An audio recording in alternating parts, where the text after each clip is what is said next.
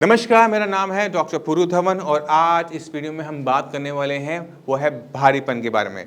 अक्सर पैरालिसिस के patient OPD आते हैं और वो हमें बताते हैं कि उनके हाथ पैर में बहुत ज़्यादा भारीपन बना हुआ है।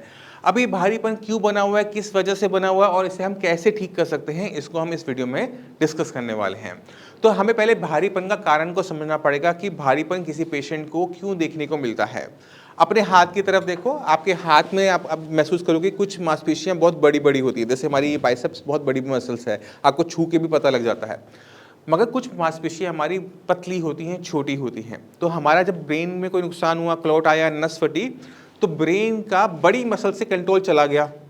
अब जो पूरे हाथ को थोड़ा बहुत जो हिल रहा है वो छोटी मसल्स चला रही है। अब छोटी मसल में इतनी ताकत नहीं होती कि पूरे हाथ की वो मूवमेंट सही तरीके से करवा दे, क्योंकि अगर मेरा हाथ हिल रहा है, डुल रहा है, तो इसमें छोटी और बड़ी मसल्स दोनों काम कर रही हैं। जो भी मेरे भारी काम है, यानी मेरा हाथ उठाना, तो यहाँ पे एक बड़ी मसल काम कर रही है। बट अगर मैं हाथ को घुमाने की बात करता हूँ तो यहाँ पे दूसरी मसल्स काम करती हैं और वो छोटी होती हैं, पतली होती हैं, तो उनमें इतनी ताकत नहीं होती कि वो सारे काम कर सके। अब जब लकवा हुआ तो छोटी मसल्स तो काम कर रही हैं, बट बड़ी मसल जो है वो काम नहीं कर रही। उसकी वजह से क्या हुआ कि उनको जब ज़्यादा वजन उठाना पड़ेगा जिसके लिए वो बनी नहीं है, तो उनको दिक्कत महसूस होती है। इसी वजह से पेशेंट को भारीपन महसूस होता है।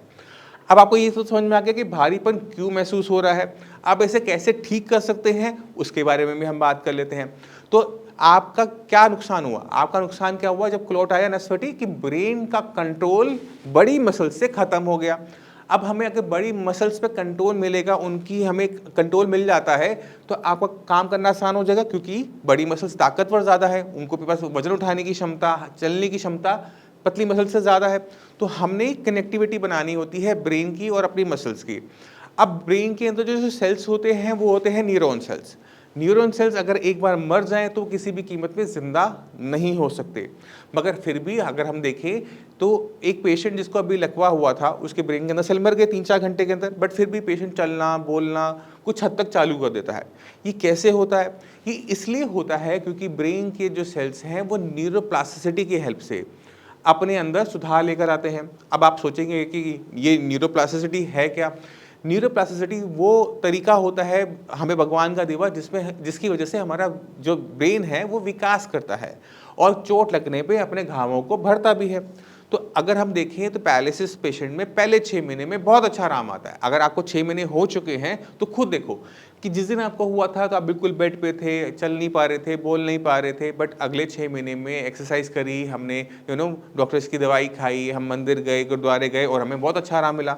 बट अब 6 महीने के बाद यही डॉक्टर जो पहले बहुत अच्छा आराम दे पा रहा था, वही जो हम मंदिर जा रहे थे, दरगाह जा रहे थे, अब वो काम नहीं कर पा रहे। क्यों नहीं काम कर पा रहे? क्योंकि ब्रेन के अंदर अब न्यूरोप्लास्टिसिटी बंद हो चुकी है।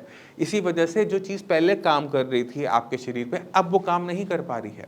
हमने क्या करना है? हमने अपने ब्रेन के अंदर न्यूरोप्लास्टिसिटी को स्टार्ट करना है। अब न्यूरोप्लास्टिसिटी को अगर मैं स्टार्ट करना चाहते हैं तो हमें समझना पड़ेगा कि ये अपने आप नहीं हो सकता। इसके लिए हमें थोड़ी सी मेडिसिन की हेल्प लेनी पड़ती है। जब हम थोड़ी सी मेडिसिन की हेल्प लेते हैं, ब्रेन के अंदर हम न्यूरोप्लास्टिसिटी दोबारा से स्टार्ट करते हैं, उसके बाद हमें ब्रेन को रास्ता दिखाना होता है कि उसने ठीक क्या करना है।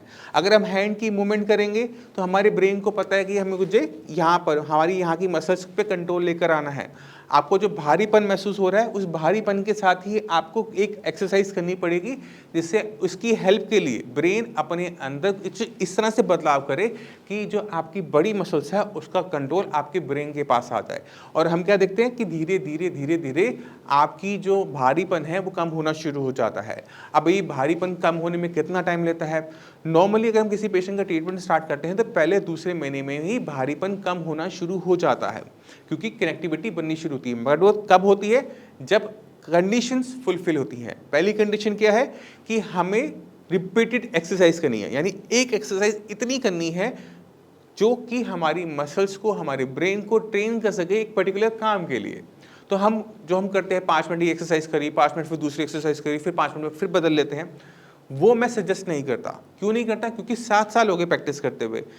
प्रैक्टिस करते करते आप कुछ चीज़ें सीख जाते हो, समझ जाते हो, पेशेंट से सीख लेते हो, उनमें से एक है कि अगर हम एक ही एक्सरसाइज को हम बहुत ज़्यादा बार करते हैं ना, उसके रिजल्ट्स कई गुना बेटर आते हैं अगर हम 5 मिनट बाद पहले कोई एक्सरसाइज करी, फिर 5 मिनट बाद कोई एक्सरसाइज करी, वो करते हैं। तो अक्सर जो हम देखते हैं पेशेंट फिजियोथेरेपी करवा रहा होता है, और जो हमने अच्छे रिजल्ट्स देखे हैं वो देखे हैं ऑक्यूपेशनल थेरेपी के साथ। और ऑक्यूपेशनल थेरेपी फिजियोथेरेपी से 1000 गुना आसान है और फंडामेंटल्स बहुत स्ट्रेट है। हमने ब्रेन को ट्रेन करना है। ब्रेन ट्रेन कैसे होता है उसको समझने की कोशिश करो। जैसे अगर आप मैथ्स पढ़ते हो तो आप मैथ्स में अच्छे हो, अगर आप बैंकर हो, नोट गिनने का काम है आपका, कैशियर हो, तो आप देखोगे कि कुछ टाइम के बाद नोट गिनते गिनते कैशियर बहुत अच्छा ट्रेंड हो जाता है। वो चाय भी पीता रहता है, नोट भी गिनता रहता है और कोई गलती नहीं करता। मशीन से भी फास्ट गिन लेते हैं कुछ लोग। तो ये क्यों हो पाता है? क्योंकि हमारा ब्रेन ट्रेन हो रहा था किसी पर्टिकुलर काम के अंदर। तो अगर हम एक ही चीज़ को बार बार करेंगे तो हमारा ब्रेन ट्रेन होता है। ये तो हमें समझ में आ गया। तो अब अपने ब्रेन को ट्रेन किस में करना है? अगर हम लेग की बात करें तो हर लेग से हमें सबसे बड़ा काम क्या करना है? वो है चलने वाला। तो अगर हम साइकिलिंग करेंगे तो ब्रेन साइकिलिंग में अच्छा होगा, चलने में अच्छा नहीं होगा। तो हमें क्या करना है? साइकिलिंग नहीं करनी। हमने क्या करना है? हमने जितना हो सके वॉक करने की कोशिश करनी है, क्योंकि मेरा ब्रेन ट्रेन हो रहा है कि मैंने अपने पैर को किस तरह से उठाना है, रखना है और मैंने आगे बढ़ना है। क्योंकि अगर पेशेंट साइकिलिंग नहीं भी करेगा तो भी चलेगा, बट अगर वो चल नहीं पाएगा तो वॉशरूम आना जाना, सीढ़ी चढ़ना उतरना, बाजार जाना, ये काम मुश्किल हो जाता है। तो ऑक्यूपेशनल थेरेपी क्या कहती है कि वही काम जो आपने ठीक होने के बाद करना है उसको आज से शुरू करो, क्योंकि धीरे धीरे जब आप वो करोगे तो उसमें बदलाव होने शुरू होंगे। कुछ महीने के बाद आपकी जो चाल है वो बदलनी शुरू हो जाती है, और जैसे जैसे चाल आपकी बदलती चली जाती है आपका की ज़िंदगी आसान होती चली जाती है। तो आपने इस चीज़ का ध्यान रखना है। अब रहा सवाल भारीपन का। भारीपन को ख़त्म करने का कोई पक्का तरीका नहीं होता। कोई भी पेशेंट जब हमारे पास आता है तो हमारे माइंड में कभी भी भारीपन को लेके कुछ नहीं होता। हमारे माइंड में ये होता है कि पेशेंट की रेंज आ जाए। अभी रेंज वर्ड क्या है इसको भी समझने की कोशिश करते हैं। रेंज मतलब मेरा ये अगर हाथ है, ये मेरा एक जॉइंट है, तो ये इसकी रेंज है। ये जॉइंट इतना ही मूव कर सकता है। अगर मैं शोल्डर की बात करूँ तो ये इसकी रेंज है, ये अपना इतना ऐसे घूम सकता है। तो रेंज हमारे लिए इंपॉर्टेंट होती है कि एक बार हमें रेंज मिल जाती है तो वहाँ से एक्सरसाइज करना बहुत आसान हो जाता है, वहाँ से इंप्रूवमेंट लेना बहुत आसान हो जाता है।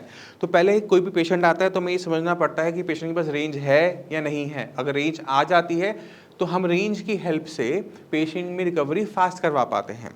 तो आपने अगर भारीपन है तो भारीपन को आपको लेके परेशान नहीं होना। भारीपन जाएगा तब जाएगा जब ब्रेन की कनेक्टिविटी आपकी मसल्स के साथ बन जाएगी और आप उसको स्ट्रेंथ देंगे, ताकत देंगे। जब आपकी मसल्स की सारी मसल्स मूव करना शुरू करेंगी, उनमें ताकत होगी, तो आपको ऑटोमेटिक तरीके से भारीपन महसूस नहीं होगा। अगर कोई पेशेंट ये सोचता है कि तेल मालिश करने से या फिर उससे करने से ठीक हो जाएगा, तो आज तक पिछले 7 सालों में मैंने कोई भी ऐसा पेशेंट नहीं देखा जो सिर्फ कुछ लगाने से भारीपन को दूर कर ले। तो आप अपने माइंड को क्लियर करो, अपने ब्रेन को समझने की कोशिश करो, अपनी बीमारी को समझने की कोशिश करो, क्योंकि जिस दिन आप इस बीमारी को समझ जाओगे ना, उस पर काम करना उतना ही आसान हो जाता है। मैं उम्मीद करता हूँ इस वीडियो से आप काफ़ी कुछ समझ गए कि किस तरह से हम अपने हाथ पैर के अंदर इंप्रूवमेंट लेकर आ सकते हैं, भारीपन को दूर कर सकते हैं। फिर भी जाने से पहले मैं आपको कुछ पेशेंट से मिलवाना भी चाहूँगा, और फिर मिलते हैं अगली वीडियो में। तब तक के लिए नमस्कार।